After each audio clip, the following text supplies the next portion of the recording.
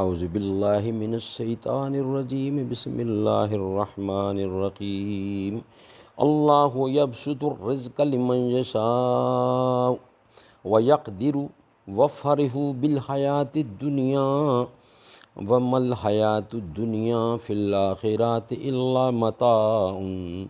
خدا جس کا چاہتا ہے رزق فراخ کر دیتا ہے اور جس کا چاہتا ہے تنگ کر دیتا ہے، اور کافر لوگ دنیا کی زندگی پر خوش ہو رہے ہیں اور دنیا کی زندگی آخرت کے مقابلے میں بہت تھوڑا فائدہ ہے۔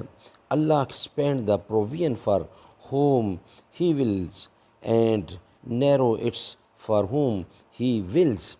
They are happy with the worldly life, while the worldly life compared to the hereafter is nothing but a little enjoyment.